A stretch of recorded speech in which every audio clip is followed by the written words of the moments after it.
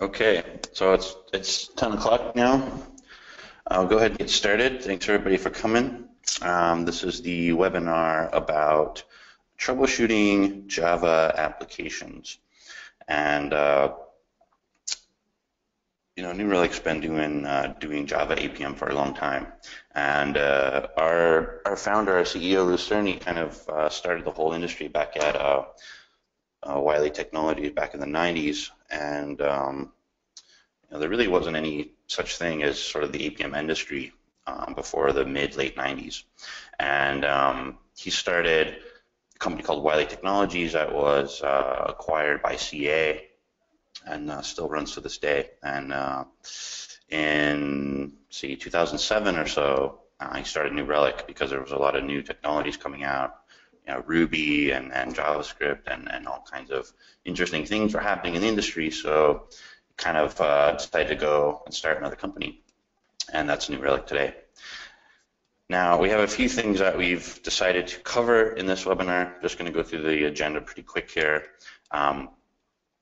In the webinar, what we're going to discuss is using New Relic service maps, which allows us to see kind of a high-level view of our architecture, of our systems, of our applications.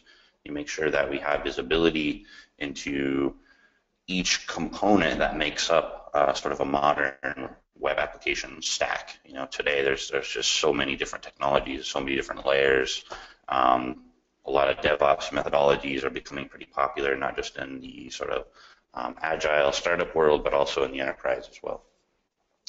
We're going to look at transaction traces. We're going to look at errors. We're going to look at error analytics, which is going to allow us to really take that errors data and kind of slice it up in the way that we see fit or that we need in order to get some additional metadata about those errors. So we're going to go through a few of these features.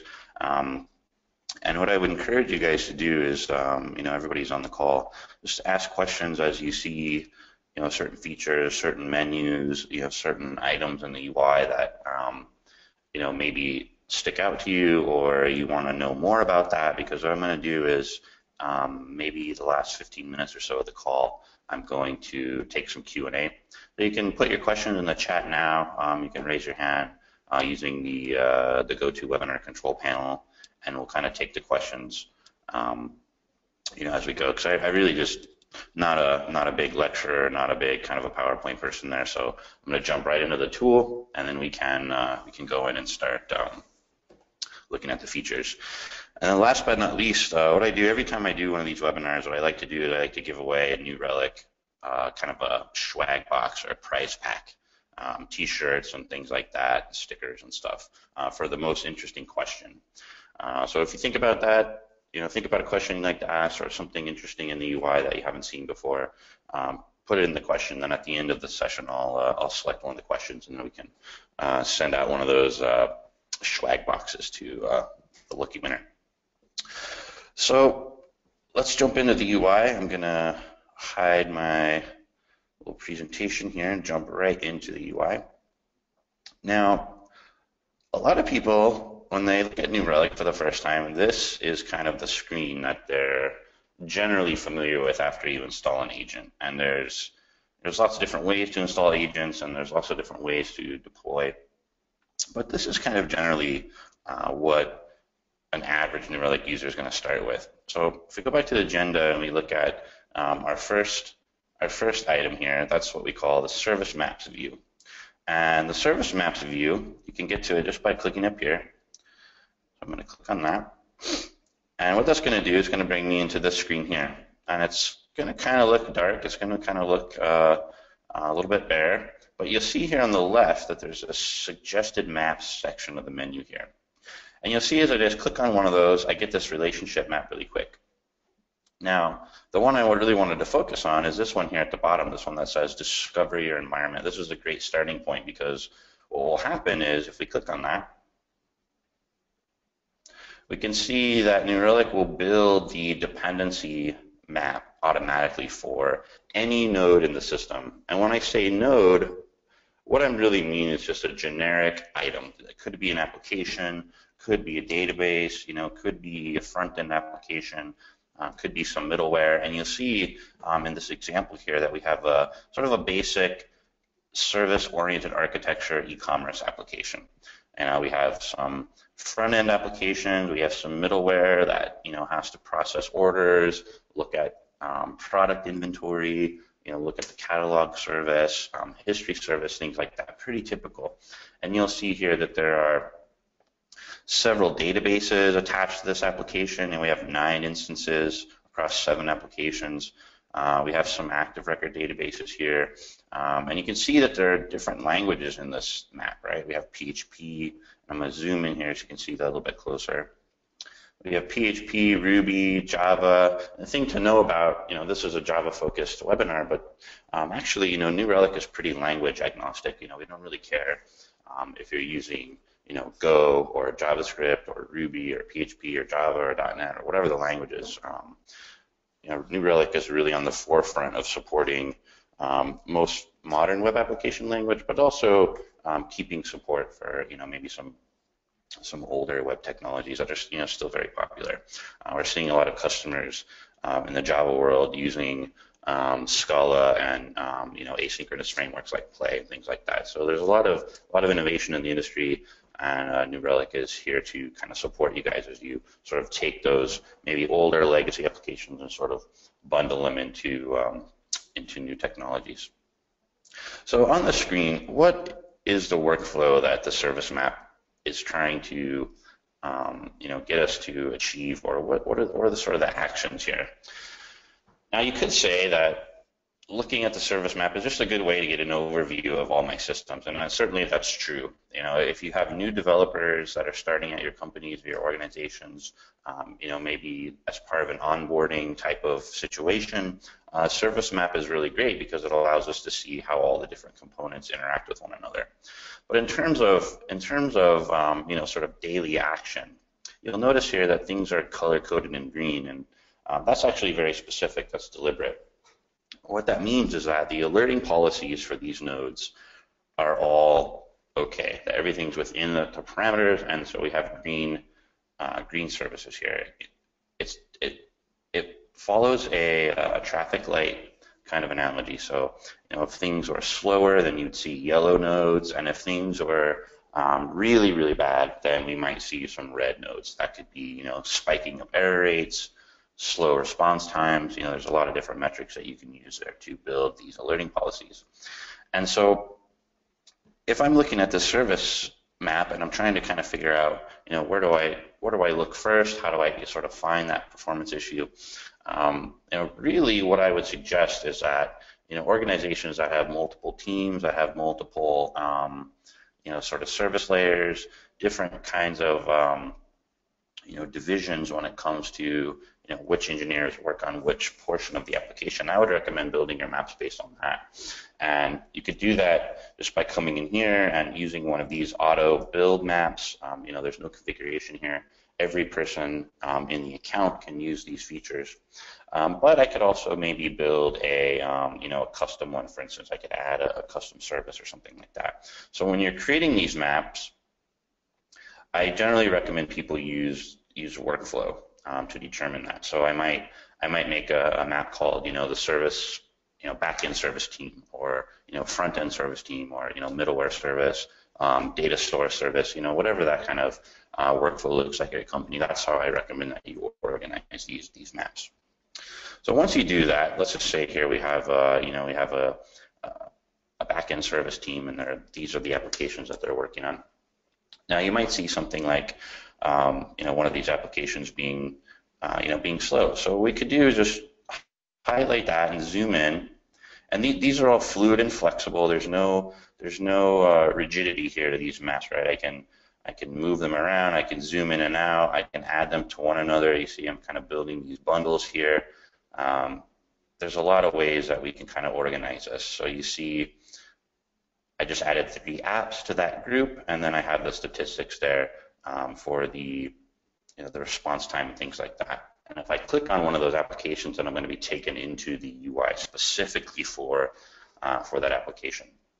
I'm going to go ahead and close that, and I'm going to take these out of the group. And I'm going to look at another one here. I'm going to look at this order service. And so the chart data, what it's actually showing us is a limited view in the current time window that we're looking at. So if I look at my screen here, I see that it's 10:10 a.m. here in the morning in Dublin. And then I have my scale here from 9:45 all the way to 10 here. So we can see that something kind of interesting happened right around this period between 9:45 and 10 o'clock. So I might want to look into this. So what I'm going to do is I'm going to click on that app, and it's going to take me into the overview page for this application. You notice that this is matching the application that we looked at. Now we could go into this view here and switch the application that we might want to look at, but in this case we can see that there's a number of sort of spiky web transaction times here. So we have earlier in the week we have a 1.2. Down in here we have another one there right around 1.1, and down here we have a 600 milliseconds here. So there's some spiky activity. We might want to check into this. I'm going to take you through some of the workflows and talk a little bit about some of the specific features that you'll see with regards to Java applications in New Relic. Now, since New Relic is a software as a service company, we have a unified UI. So this UI doesn't really change very much depending on the language that you use. If you put a Go app in there, or a Scala app, or a Java app, or a Ruby app, it's all going to be quite similar in the way that the charts work and how the features interact with one another. But you will notice some specific things depending on the language. So in the Java world, we have a JVM filter, right? Because we're serving the applications out of a JVM. And in other languages, you might just see a server list there. So it could be a little different depending on how you deploy the agent.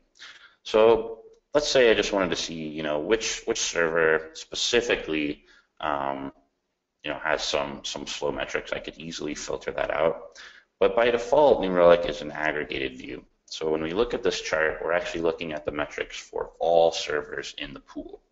And that could be JVMs, it could be containers, it could be virtual machines, could be physical machines, cloud service providers.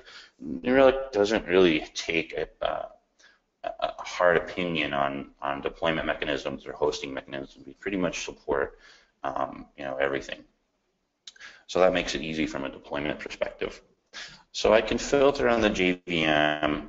I can single out specific metrics. I can build policies based on these JVMs too for alerts, and that will become pretty handy in the future. Now this key here at the bottom, this might also change a little bit depending on which languages and technologies you have. We have a very simple service here, so we're not really pushing a lot of data into a lot of different areas, but you see here there's a couple of data stores, a cache, of course we have time spent in the JVM, the overall response time of the application, and the web external time. So if I were just to hide this and just look at, say, one of the JVM keys, you can see that really there's some spiky activity, but it's not a huge proportion of the time. Let's say if I click on MySQL, we see much higher response times.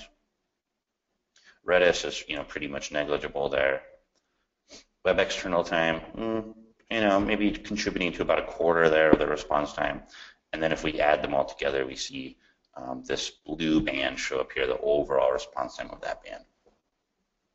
So this application, 267 milliseconds here in the last 12 hours across all of our JVMs. So it's going to be different if we were to just select one, and that's important to know. It's also important to understand that New Relic is a time series based tool for the most part, especially when it comes to APM. And what does that mean? It means that there's chunks of data being sent to New Relic all the time, and those chunks of data I can zoom in, I can zoom out, I can manipulate. And one of the features for performing those kinds of tasks is zooming in on any chart. So let's say I want to focus on just this little spike here. I'm going to zoom in on that spike, and then New Relic will understand what time period those zooms are occurring, and then the time picker here will change to reflect that new data set there. So pretty handy there. Also, in the JVM world and the Java world, you're going to see these two little items here show up on the monitoring menu item screen. And those are going to allow us to specifically look at metrics in the JVM. So you might have several deployments across different application servers, and you might want to look at specific application servers and how they're behaving or how they're performing. So in this case, I have Jetty here as my application server, and then I have 4 instances here. And you'll see that there's some summary metrics like the response time, throughput, CPU, nothing surprising there. But then down here at the bottom, when we click on one of these tabs, we can see a much deeper view of the JVM for that application server. So in the memory tab here, we have our heap memory, we have garbage collection information and statistics as well, and class count. And all of these come directly out of the application server. So this isn't New Relic trying to figure this out on our own or trying to do some kind of magic to build these charts. We're just actually consuming the information coming directly from the application server.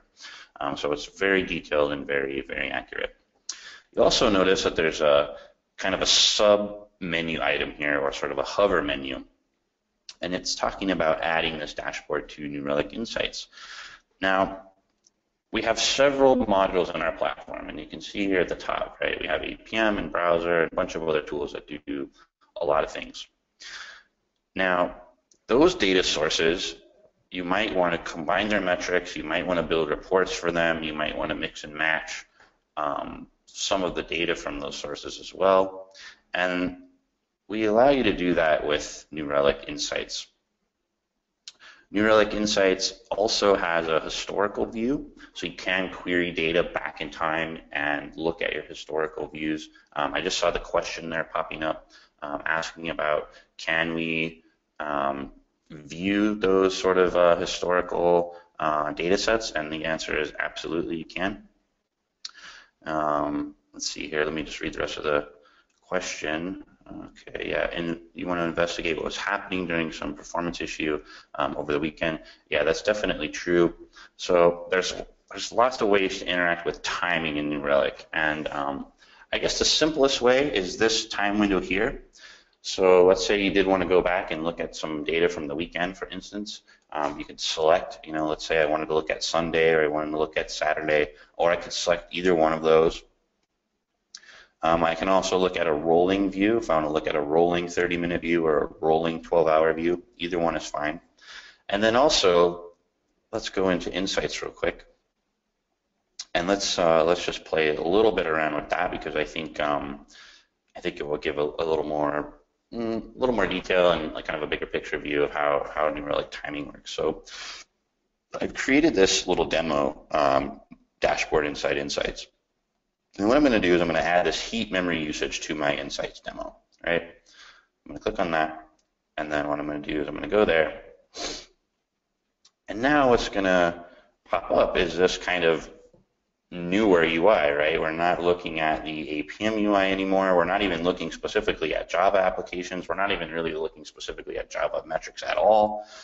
But I have a very flexible reporting dashboarding tool here, and then notice there's another time window here. So I can go in and I can click on these time windows, and you see that all the charts will scope directly to my time. Now, if I want to get real fancy, I can put in some specific times here in the calendar as well, or I can just type in my query. So for instance, if I were to select account and look at something like, oh, I don't know, transaction error, right? Just count the transaction error, pretty simple. I get 24 transactions, and notice New Relic has a default 60-minute window, but using my clause, I can just say, since, I don't know, let's do Saturday, right? And then now I have a much different query. I can also build a graph for this by adding a time series clause on the end, right? So pretty powerful. All metrics, all events, everything that New Relic collects, whether you're looking at APM, whether you're looking at synthetics, mobile, plugins, whatever, what they're doing is they're actually sending metrics to New Relic, and those metrics can be explored in Insights. You can manipulate them, and also the events coming from the agents or from New Relic Mobile can also be manipulated in Insights.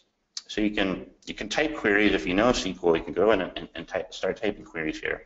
But also you can interact with this data in a visual way. And that's by clicking on this Data Explorer here, changing my filter. Let's say I want to look at transaction errors, for instance, and click on an error message. And you see how as I'm speaking, the query is being built for me on the top. And then I can go ahead and run this, and I could get that data. I could add it to a dashboard. So kind of a long-winded answer for the question, but historical data is completely flexible in New Relic and allows you to build specific custom dashboards and also custom alerts. So you can build alerts as well, which is pretty handy. Another question coming in from Michael asking about, can we alert on JVM Statistics? The answer is yes. There's any metric, any event in the New Relic system can be alerted on. So very simple alerts like the one you mentioned on JVM CPU. You don't really need to use a New Relic query language for that. You can just go into the alerting tool here and build those alerts. And those alerts can span any product that New Relic has data for. So you could build alert policies to take into consideration your JVM statistics, but also you can build those policies to combine, let's say, front-end data, mobile data, marketing business data, infrastructure data. It doesn't really matter where the source comes from. So for instance, if I want to create a condition for the JVM, like you mentioned, I might just click here and go APM, JVM metric, select the application that I want to scope this to. I'm just going to use storefront here.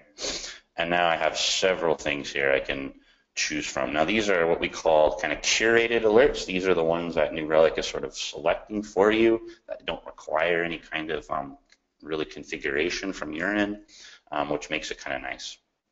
However, if you wanted to do something very specific that New Relic doesn't have a curated event condition for you, you can go in here and just choose a custom metric or a key transaction or any of the other types of New Relic alerting possibilities there. Let's take a look here.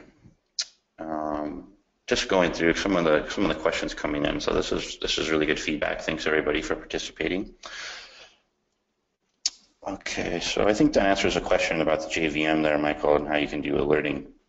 I'm just barely scratching the alert on scratching the surface on alerting. So there's certainly many more aspects of the alerting system. Now this webinar is specifically scoped to looking at performance and troubleshooting applications with New Relic, but there are many webinars you can go back and look at alerts and really dive down into the weeds if you really want to start automating your alert policies with New Relic APIs and things like that. You can definitely go and check that out.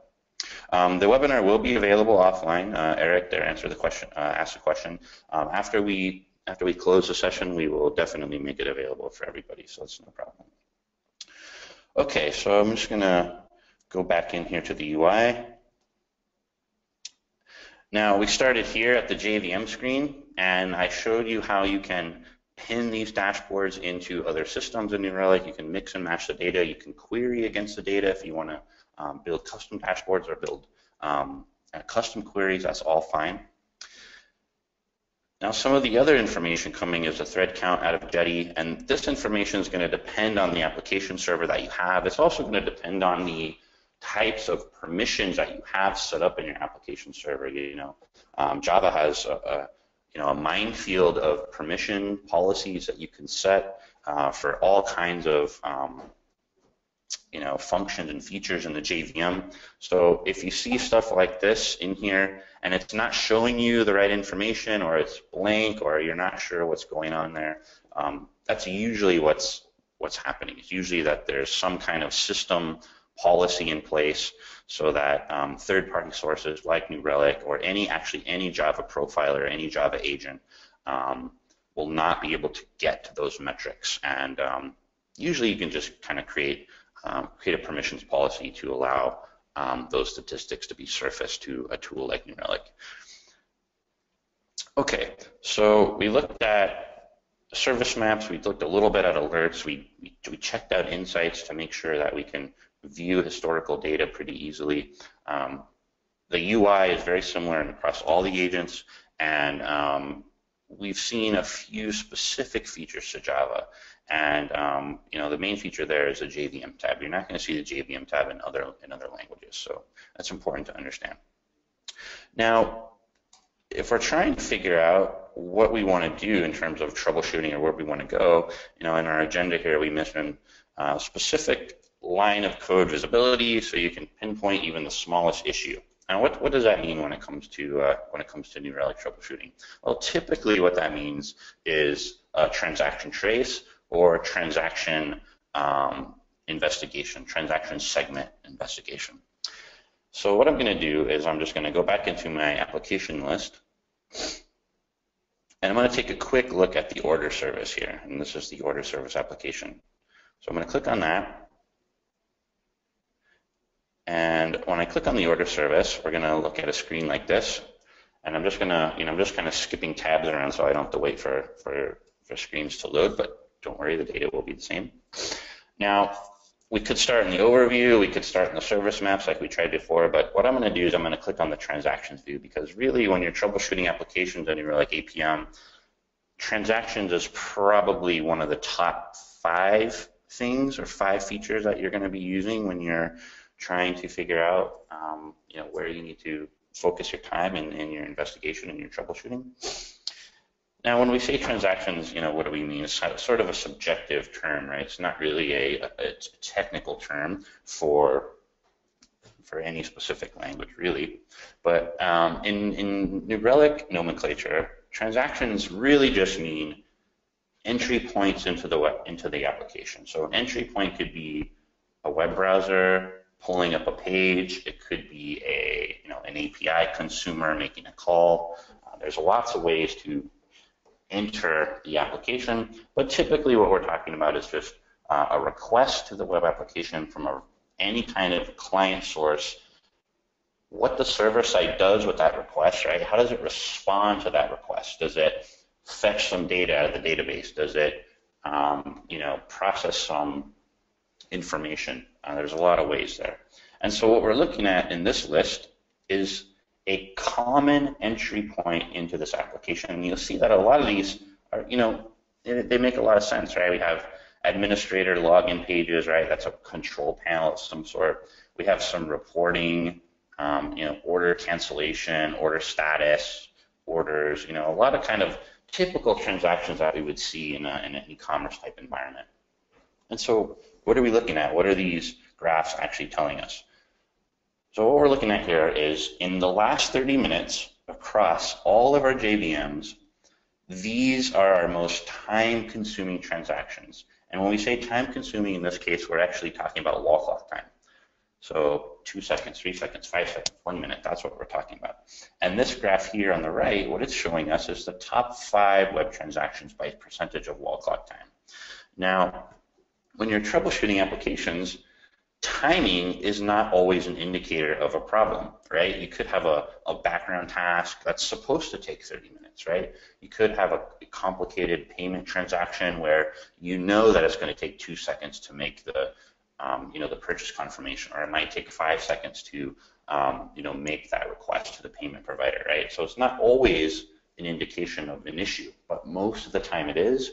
And also, this is New Relic's opinion about how we should display the UI for customers to get quick, actionable data.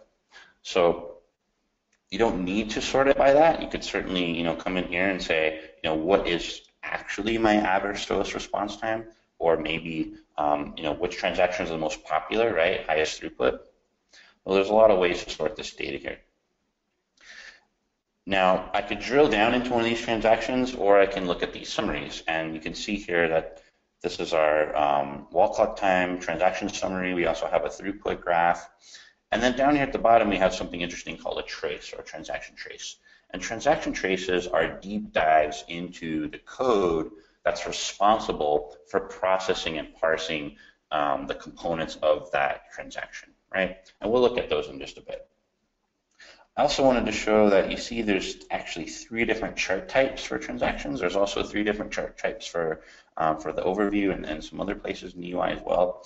But what this allows us to do is view a percentile view or a histogram view instead of just looking at an average view, an average response time view, right? So you might want to see 95th percentile or things like that.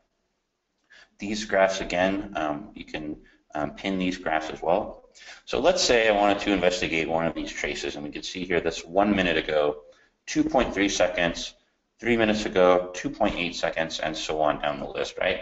Well, you can look at all these, you can look at an individual one, doesn't matter how you prioritize, but usually in my kind of working with New Relic over the years and working with New Relic customers over the years, I think a really good workflow here is to prioritize this based on business impact. And sometimes you might hear that called a key transaction or a business transaction or line of business transaction, some sort of KPI that affects the revenue of the application or affects the revenue of the business. So I could click on one of these, and I have one here actually already loaded up. And when we look at these details, what are we actually looking at? We're actually looking at the code underneath the transaction. So when I look at the summary tab and I can see that 94% is spent in this check partner inventory method, right? I can see check partner inventory. I can see there's 4 calls with a duration of 2.1 and a 94% of relative time the transaction spent in that node. You can see there's other methods in this as well. There's a Redis call and some other activity. Down here at the bottom we have some what we call transaction attributes, sometimes called transaction parameters or custom parameters.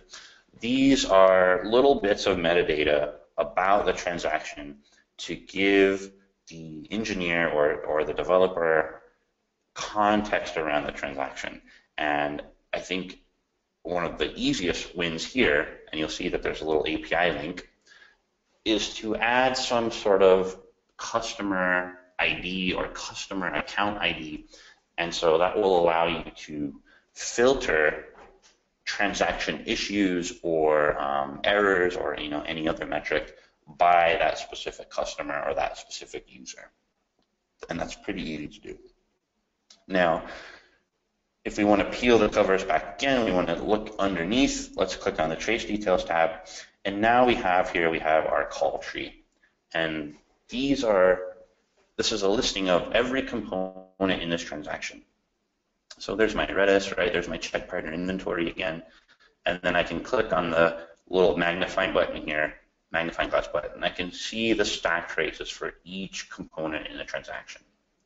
Now, if you remember back just a couple of minutes ago, I said the workflow should be directed by the business or should be basically driven by the business need, right? And I mentioned something called a key transaction. And what is that exactly? Well, when you look at transaction traces, you'll see this little button here in the top right-hand corner of every trace.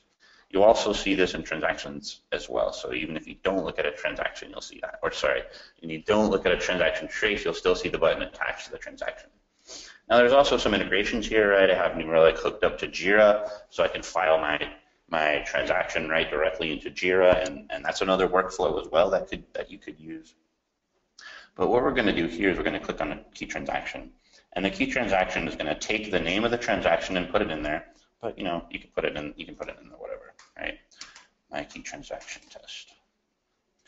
And what this is going to do is it's going to take basically a snapshot of that and put it into its own special UI called the key transaction UI. And now from this screen, all my reports, all my graphs, all of my information is only scoped to that transaction that I just created. Instead of looking at the whole system and the whole service and the whole overview of everything, now I'm just looking at a very narrowly defined little piece of the application, and that's the transaction piece. So from here, I have the same functions, right? I can look at traces, I can look at errors, I can look at throughput. But now I have a new feature here called Xray Sessions that just popped up. Now, what can Xray Session be? So in addition to transaction traces that are automatically generated by the system, you also have ability to run targeted traces and targeted thread profiles.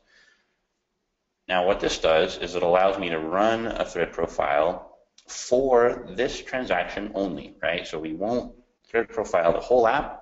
We're not going to look at all the nodes in the architecture. We're not going to look at all the systems and nothing like that. We're only going to run a very narrow thread profile on this transaction. And at the same time, we're going to run 100 transaction traces scattered randomly through that duration so that we have a distribution of each trace. And that's going to help us get a nice performance profile for the application. I'm not going to run one in here because it's going to take a little too long, but go ahead and click on that and you can start that trace.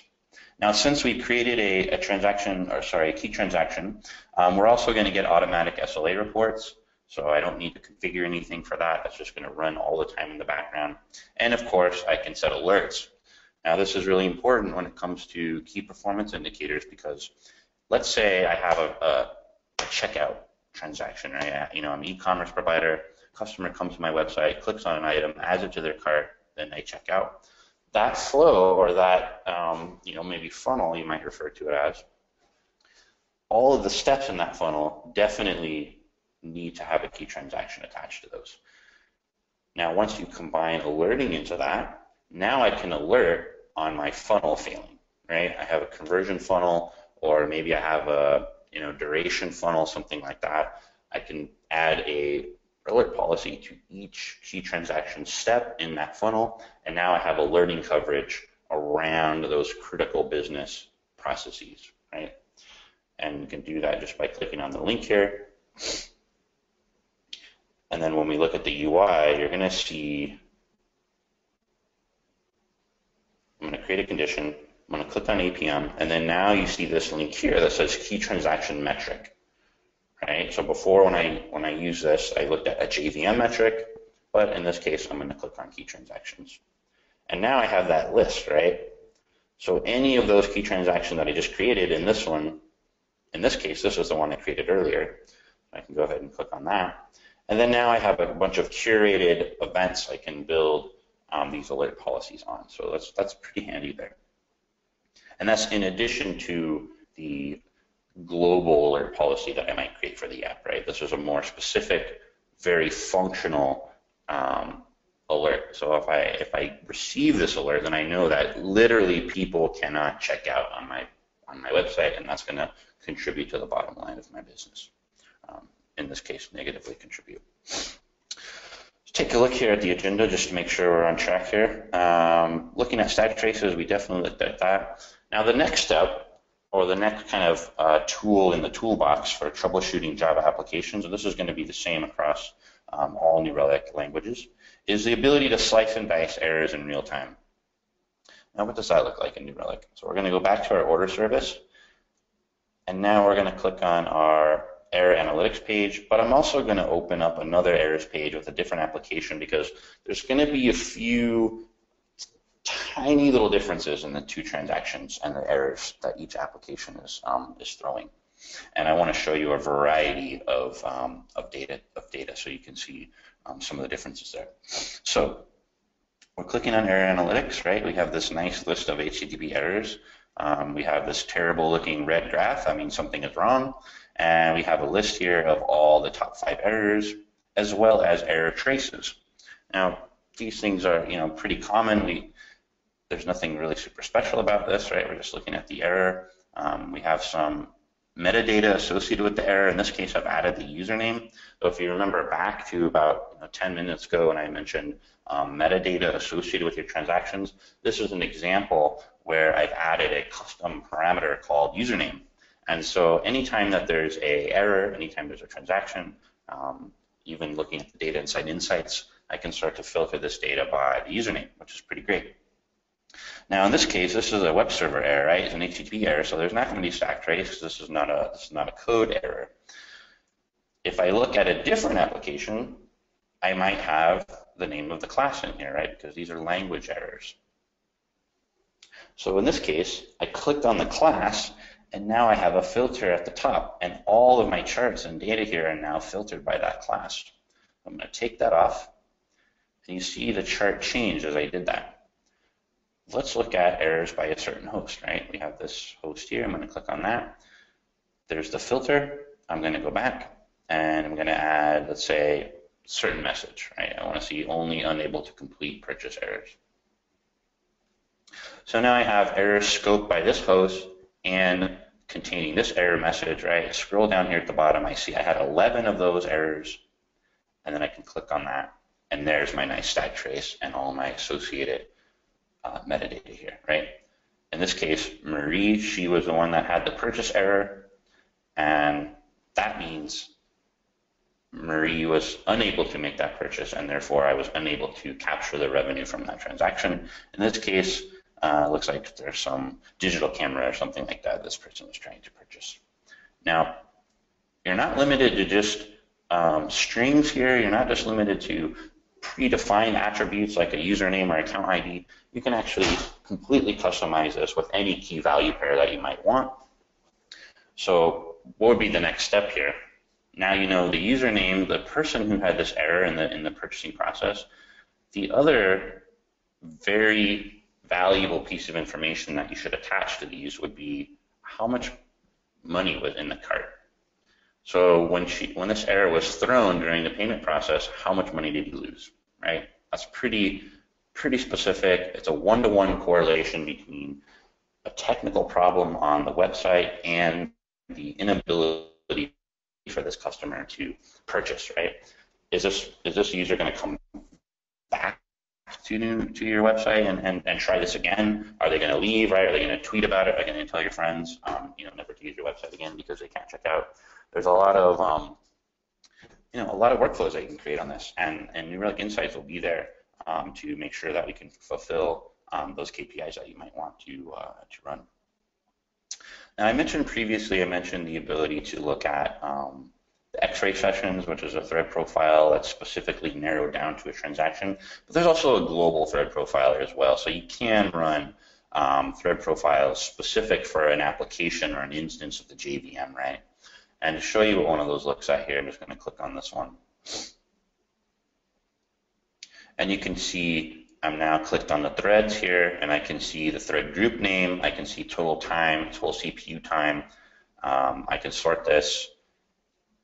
And now I have a thread state breakdown as well. So if we click on one of these segments here, now we can see a further breakdown of that, right? So that UI will also show up inside of a Java user as well. So you can get to it either by clicking here, or you can click on an Xray session from key transaction, or if you just want to see the thread profile itself, you can click on this item here at the bottom. So I'm just looking at the time here, making sure I hit all the points, everything in the agenda. We looked at insights, we looked at alerting, we looked at transaction traces, we looked at error analytics, and we looked at thread profiles. Let me just take a look here at the question list. Ooh, a lot of questions coming in. Great. Thanks everybody for contributing to that. I really appreciate it. Let's take a look here.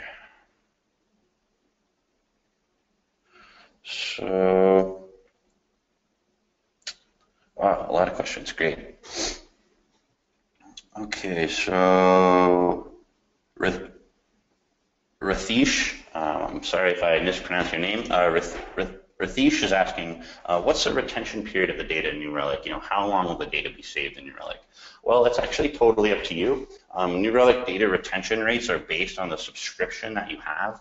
So, for instance, you have an enterprise subscription, you might have, permanent storage. If you're a light user or a free account, you might just have 30 minutes. So it's very flexible, and it depends on the subscription type that you have. Next question, does New Relic provide profiling tools? Okay, yeah, I think we covered that pretty good. Let's see here. Is the New Relic Java profiler a full substitute for profilers like Visual VM? Okay, so there's in the Java world, right? There's tons and tons of profiling tools out there. What I would say is, if you are deploying in dev or you're deploying in staging or some kind of like queuing environment, right? Not production. those tools are going to be really good at what they do. New Relic's profiler and New Relic's performance or APM tool is meant to be run in production. So the overhead associated with a really deep thread profile, say from Visual VM or JProfile or something like that, you wouldn't run those tools in production, but you would run New Relic in production. So I would say they're complementary rather than a total replacement.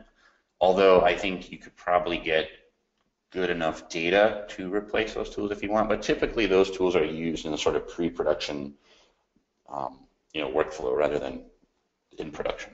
And you're also not going to be able to alert off of the pre-prod data coming from something like JProfiler or Visual VM.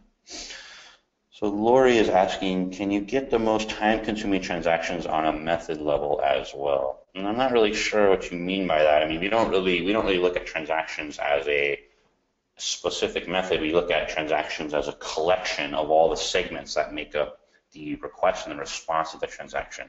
And those traces that we looked at, those stack traces and things like that, those will show all the methods in there. So maybe just kind of showing the data a little differently, but it still answers the question, I think. The question is from Mahmoud. Can New Relic track asynchronous jobs and background functionality? Yes, we totally can do that. New Relic is pretty framework agnostic about most technologies that the agents are collecting. What I would recommend you do is if you want to get a confirmation, go into the New Relic documentation website, and I would recommend this for actually any question that you might have. New Relic we don't have a login wall or any kind of like payment wall or anything like that for New Relic technical documentation. 99% of all the information that you might need is going to be in here. So if you're clicking on Java, for instance, you might look at the system requirements here and just make sure that the application stack that you have is going to be well supported by New Relic. If it's not listed in here, that's not the end of the story. There's a lot of ways to add custom instrumentation to New Relic using a variety of APIs that we have, and some UI tools as well. So Spike is asking, if my Java app is not showing any transactions, how can I see? Well, it's kind of a big topic to tackle in just a few minutes, but what usually the problem is that you're not looking at web transactions, you're looking at non-web, or you need to look at non-web transactions, especially if your application doesn't have entry points in an HTTP context. If that's the case, you're probably going to see your data in the non-web view rather than in the web view. And you can do that from the transaction view as well. If you click on transactions, if there are any non-web transaction activities, you'll see that. Let me just make sure and see if I have one. I can show you what that UI looks like real quick. Yeah, here we go. So you'll see this little selector, this little drop down, and then when you click on, say, I don't know, Java background task or something, then you'll see that here. So that's usually what's happening, but there could be a lot of ways. Opening a support ticket, I think, is the best way to go on that. Early symptoms of memory exhaustion have been detected. So what's happening there is New Relic is invoking or displaying a feature we have called the circuit breaker, and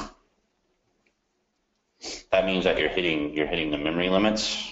And what I'd recommend you do is to take a little peek here at the circuit breaker and understand what this means, right? So there's some thresholds in there, and it just means that your application is either experiencing a huge amount of load, or maybe you have some issues in your code, right? You have some maybe some recursions, or maybe some race conditions or something like that. You might want to check into that, or you have your heap size is way too low for the app. You have a memory leak or something like that. So check out this doc. I think that would be really helpful for you. I'm just going to put that here in the chat so everyone can see that. Let's go back here to our questions.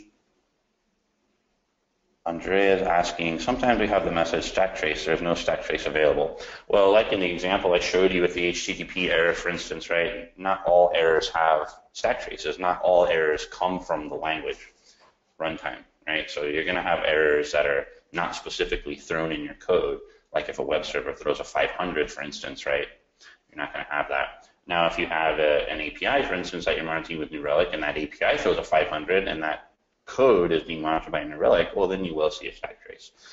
Some other caveats there, right? If you swallow all your errors internally, and you don't throw those errors back to New Relic, or you have some sort of internal errors framework, or you have another tool that's capturing your errors, all those types of variables are going to impact New Relic's ability to see the error. And the reason for that is because we assume that if a customer is swallowing errors in their own code, that that's intentional, and so they're not trying to rethrow errors back to back to New Relic. How do you inject the metadata and error analytics? This is from Lori. So what you need to do is you need to come in here, and you need to click on the attribute documentation for the Java Java agent, and then in here you're going to see collecting user agents, or sorry, collecting user attributes. And in that case, just click on the link, and it's going to give you some examples of how this works, right? So definitely check out the requirements, but to give you an example, I mean, this is as simple as it is here, right? There's a few ways to do it, right? You can do it from the XML file, you can do it from the API. There's several implementations, so definitely check this out. Let me copy and paste this and put that in the chat as well. Okay. Another retention question. I think I answered that pretty well. So Spike's asking another question about native Java applications. Can New Relic see JDB engine database transactions? So I think this question is just a little too, I guess, detailed for a webinar type session. This is something that we'd probably more handle in a support ticket, but check the requirements list. Make sure that whatever JDBC thing that you have being called in your application has support from New Relic. We don't put agents in the database. It's important to understand that New Relic APM, there's no secondary agent for database. There's no secondary subscription or secondary charge for database monitoring. We monitor the database from the same agent. So that's all you need to do is check the compatibility there for that. Let's see. So Andrew's asking, how to trace profile async code. The third profiler is the same. There's no functionality differences between how it works, right? If you have some transaction and it's kicking off some asynchronous call or things like that, that time is still going to be included. You need to verify that the frameworks that you use for asynchronous activity are well supported by New Relic. Let's see. Lori's asking about overhead in the agent. Is there a performance issue for applications? Well, certainly you can't do profiling in an application without overhead, right? It does cost CPU cycles and memory, but the variance there depends on many things. How efficient your applications are written, how well your code is structured, how beefy your application servers are. There's a lot of variables there, so there isn't a single number. Every single customer will have a different number there, but it's important to monitor that and to make sure that your New Relic experience is within your acceptable parameters. Okay. Yeah. So Mahmoud is asking about an old Rails application that he had before. He used New Relic in development mode. Development mode. That's kind of a really old feature. It's not in any language other than the Ruby agent. And even in the Ruby agent, that feature is pretty deprecated, so I wouldn't really rely on that at all. Typically, people use that feature to do something really fast locally, just to check something before they put something in production. So that's not available outside of Ruby.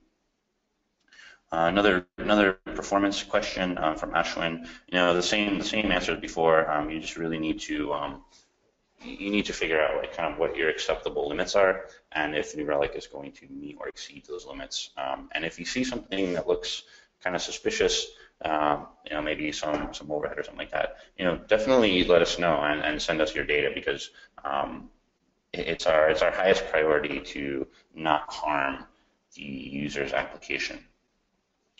Martin is asking about Perl scripts. Well, you know, the webinar is called Troubleshooting Java Applications with Ease, so we're not going to talk about Perl. However, there are many ways to track Perl scripts with New Relic.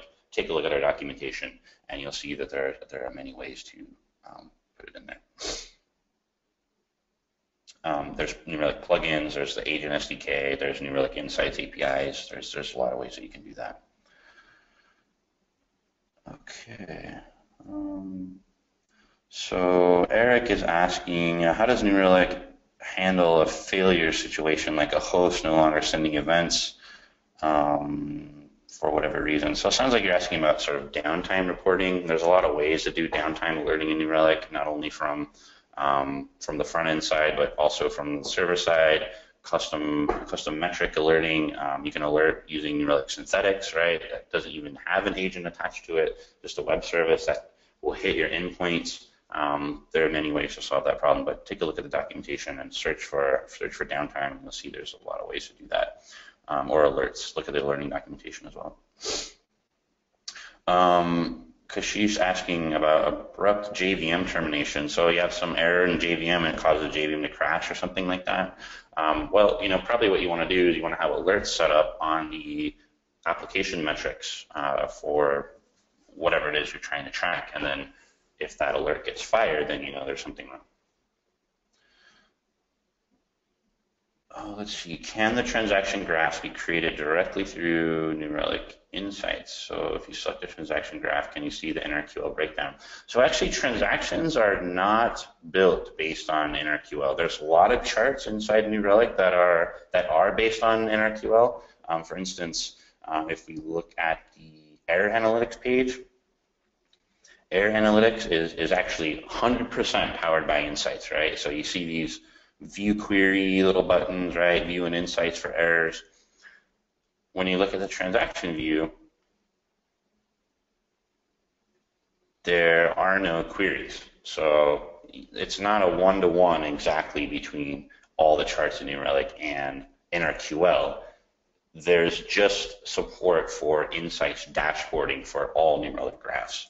So if I click add this to Insights, right? What that's going to do is it's going to basically take a snapshot of the graph and put it into Insights, and then you can manipulate the time window and things like that inside Insights. But there's not always going to be a query for specific, for specific charts there. So you might need to do a little looking around there. Okay, so just 10:58 here. I think I got through all the questions. I'm going to select an interesting one there through the list. I'll send an email to that person and get your address information, and I'll send you out some New Relic swag. Thanks everybody for attending. I hope we answered all of your questions. I hope we inspired you to set up New Relic on some additional nodes. And please fill out the survey. Our marketing team looks at those very closely. I look at them as well. And all of your feedback kind of helps us guide the next session, right? You know, if there's something that you don't want to see or there's something you want to see more of, we can use that feedback to influence the next webinar. Also, take a look at our webinar schedule. We have lots of stuff coming up, not just Java applications, but New Relic infrastructure, New Relic alerting, lots of good stuff coming down the pipe. And we have several languages as well, not just English, but we do some in German and French, stuff like that. So come down here at the bottom. There is a webinar link here down here at the bottom, and then you can see our schedule of upcoming webinars and what languages we're going to be focused on. For instance, our next one here at 8 p.m. is going to be about Node, so that should be pretty cool. Thanks, everybody. I appreciate your help. Have a good day.